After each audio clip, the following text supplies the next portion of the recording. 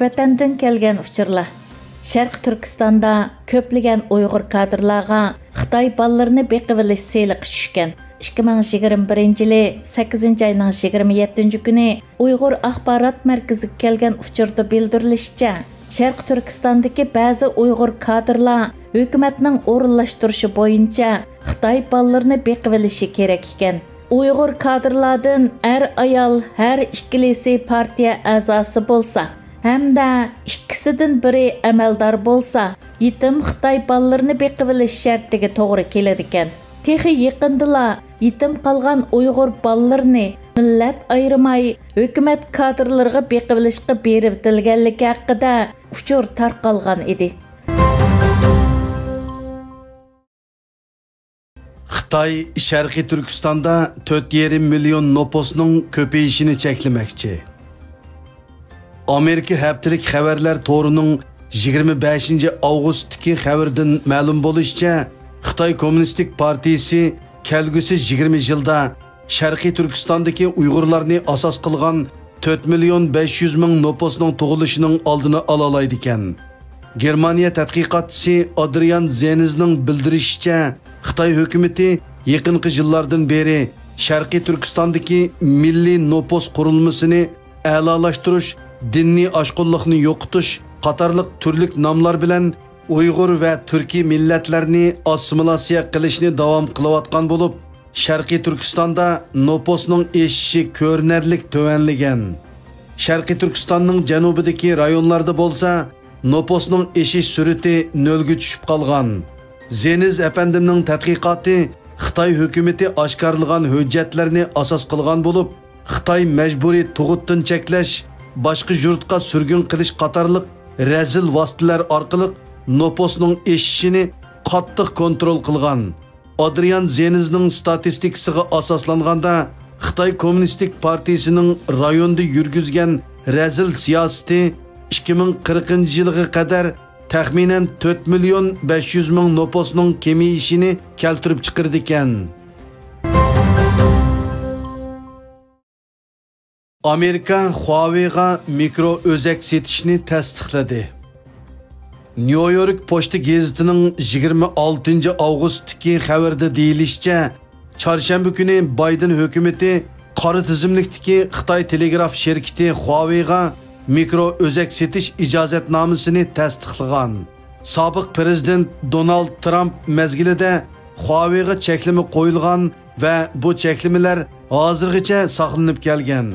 Bidenning bu qitim Huawei'ga o'zak setish ijozatnomasini tasdiqlashi Amerikada nurg'un kishilarning tanqidiga uchirgan bo'lib, Amerika amaldorlari Xitoyning bu shirkatini josuslik bilan shug'ullandi deb qaraydi ekan. Xabarda ko'rsatilishicha, bu xabar Xitoy virusi sababli o'zakka bo'lgan ehtiyoj eshiyotgan bir mezgilda e'lon qilingan bo'lib, ikki palataning yuqori darajalik amaldorlari Bidenning bu harakatini kuchli tanqid qilgan.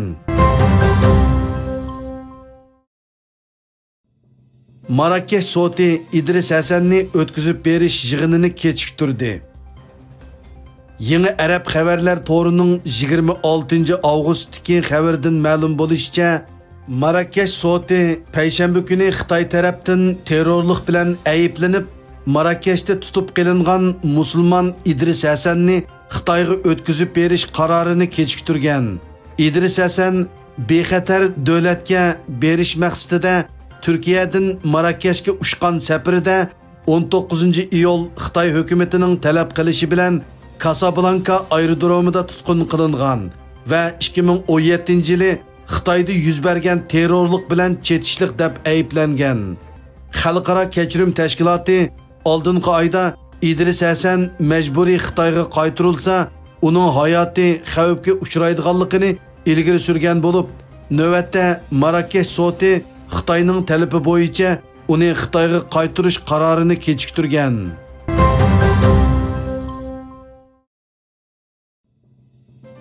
Erkinlik yurishi fidoyilari Uyg'urlar uchun piyoda mangdi. Yaqinda bir Amerikalik oilaning Uyg'ur irqiy qirg'inchiligini to'xtatish nomi bilan elib borgan Koloradoda piyoda mingish harakati diqqat qo'zg'agan. Ular bu 485 İngiliz mili keladigan musofirni piyoda minib 28 avgust tamomlagan bo'lib, butun musofirni tamomlashga jami 6 hafta vaqt ketgan.